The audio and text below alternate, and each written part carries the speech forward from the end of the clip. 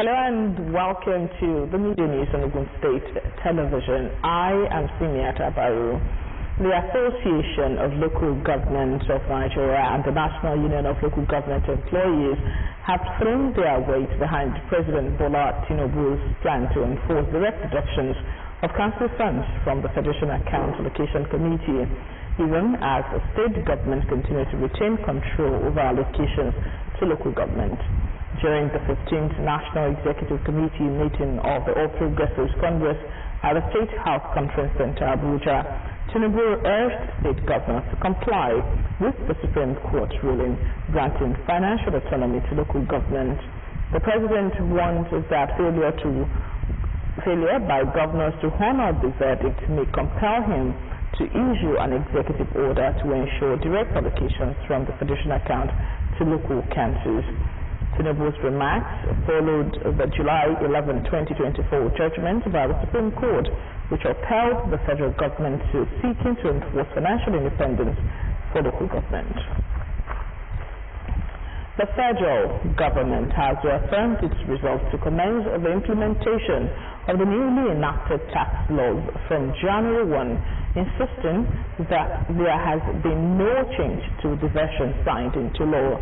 The Minister of Information and National Orientation, Mohammed Idris, made the clarification in Abuja amid public controversy over reports that the gazetted copy of the Tax Administration Act had been altered. Idris said the laws follow the proper legislative route, including consultations, debates at the National Assembly, and eventual assent by the President, stressing that the administration recognizes only one authentic version.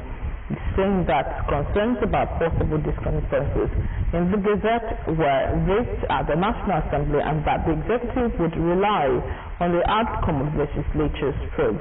His stance was supported by the chairman of the Presidential Fiscal Policy and Tax Reform Committee, Taiwo Yedele, and the immediate past executive chairman of the Federal Inland Revenue Service, Mohammed Nami, who both urged Nigerians to ignore unofficial documents in circulation. 200 elderly residents in Ogun State have received 200,000 naira each as part of the Renewed Hope Initiative Social Investment Program, Elderly Support Scheme, an initiative of the First Lady of the Federal Republic of Nigeria, Senator Oluwemi Tinubu. At the disbursement, Senator Tinubu described the scheme as a demonstration of the administration's commitment to ensuring that elderly citizens live fulfilled lives marked by care, dignity, and joy. Our reporter, Margaret Okunola, has the details. Since its inception in 2023, the Renewed Hope Initiative has become a tradition, with the First Lady of the Federal Republic of Nigeria, Senator Oluwemi Tinubu, celebrating senior citizens every December in recognition of their invaluable contributions to nation building.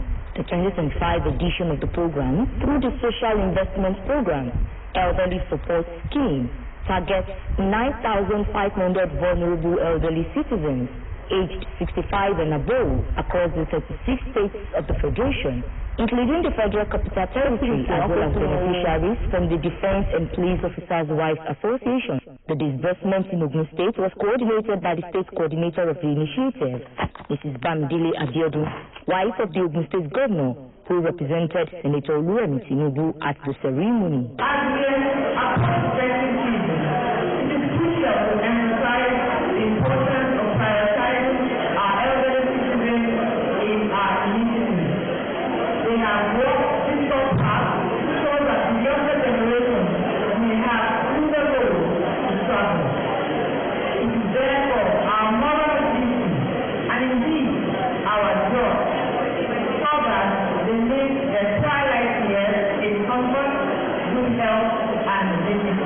The occasion brought together elderly beneficiaries, government officials, development partners, and other dignitaries from across Ogun State. On behalf of our Excellency, the woman that has been supporting the women of Ogun State, the indigents, the vulnerable, the elders in Ogun State, so much to the inception of this government. I want to say a big thank you to our mother, our Excellency, Senator Oluwemi Tinubu, CON, for her show of love and those people this is not her first time of doing so.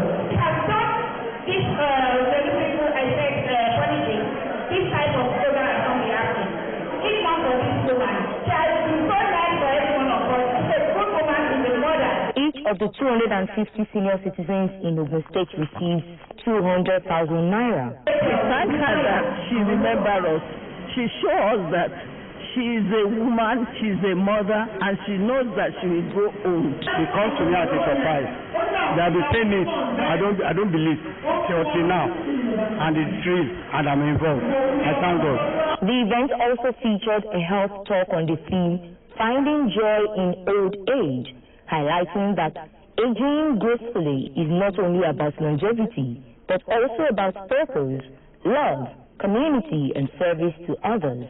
Speaking on behalf of the First Lady, Mrs. Bamidele Abiodun reaffirmed the federal government's commitment to the welfare and dignity of senior citizens, while encouraging them to remain active, healthy, and engaged.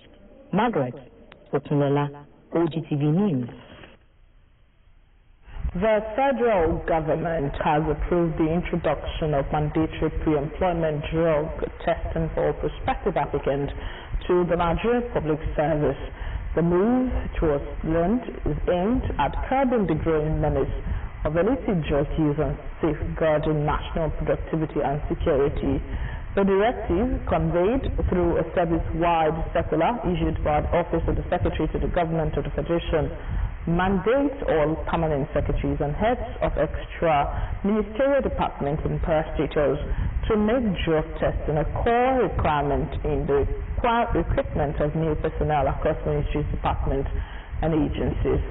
A statement by the Director of Information and Public Relations in the Office of the Secretary to the Government of the Federation, Segun Imohiosa, said, under the new policy, MDAs are required to collaborate with the National Drug Law Enforcement Agency in conducting the test in line with established standards and procedures. The State Traffic Compliance and Enforcement Agency, TRIS, has been directed to immediately address the indiscriminate parking of vehicles under the Kuta flyover in Abeokuta and enforce compliance to traffic rules to restore orderliness around the Kuta roundabout to enhance public safety and traffic flow in the area. Ogun State House of Assembly Committee on Finance and Appropriations, chaired by Honorable Mushafiu Lamidi, gave the directive during the ongoing 2026 budget defense by ministries, departments, and agencies, while taking on the Ministry of Transportation. At the Assembly Complex of Kimofa, Abeokuta, Kola Leo Shaw covered the exercise. Details of the report are presented in this package. Chairman of the House Committee on Finance and Appropriation, Honorable Mushafiu Lamidi, was scrutinizing the 2026 proposed budget of the Ministry of Transportation led by its Commissioner, Engineer Benga Dairo, alongside other members, encouraged TRIS to enforce compliance to traffic rules to restore orderliness around the Kuta roundabout and immediately address the indiscriminate parking of vehicles under the flyover. Honorable Lamidi attributed the persistent gridlock at the location to driving against traffic, indiscriminate loading and offloading of passengers by commercial vehicle, among others. The committee also charged the Ministry of Transportation to align the development of the Gateway Airport with the state's economic agenda to ensure the project deliver on its mandate of boosting investment, connectivity, and revenue generation. Defending the ministry's budget proposal, the State Commissioner for Transportation, Mr. Olubenga Dairo, disclosed that aside the partnership with ValueJet Airline, plans are underway to establish a state-owned airline, assuring that the state will commence cargo flight operations, situate an aircraft maintenance and repair facility at the Gateway Airport for the next fiscal year. Other heads of agencies under the ministry who appeared before the House Committee to defend their budget proposals included TRIS, led by its acting commander, Mr. Elias Omonayajo, Gateway Airport, headed by Mr. Dapo Olumide, and Vehicle Inspection Office, led by Mr. Ademei Olugbega. Other agencies that took turn to defend their 2026 budget proposal before the House Committee were the State Ministry of Community Development and Cooperatives, led by its Commissioner, Mr. Demola Balogun, his Rural and Development counterpart, Mrs. Olufemi Loriodunton, the State House of Assembly, led by the Clerk and Head of Legislative Service, Mr. Shakiru Adebakin, the Assembly Service Commission, chaired by Right Honorable Suraj Adekunbi, the Auditor General for the State, Mr. Akorede Latif Balogun, and his local government counterparts. The federal government has ordered the immediate beefing up of security at all dormant oil wells in Ogoniland, River State, to prevent interference and acts of sabotage. The government also vowed to identify and prosecute those linked to the massive oil spill at the Yola oil field in the Pian community, Kana local government area of the state. The National Security Advisor, Nuhu Badu, disclosed this when he led a federal government delegation to assess the extent of devastation at the spill site in Pian, Ogoniland. Recall that a massive oil spill ravaged the oil field in September, destroying farmlands and vegetation in the area. And now to the foreign front, the United States said it is offering illegal immigrants a Christmas $3,000 incentive to voluntarily exit the country or risk deportation. The statement issued by the Department of Homeland Security, the country noted that immigrants who sign up for the stipend will also receive free flights to diverse countries. Using the CBP Home app also qualifies recipients for forgiveness of any civil fines or penalties for failing to depart the country. The statement noted, interested illegal immigrants have to download the app and fill in their information, after which the country promised to swing into fast and easy processing. And now to sport. The Super Eagles will kick off their campaign at the 2025 African Cup of Nations against Tanzania today, aiming to build on their silver medal finish at the last edition of the competition.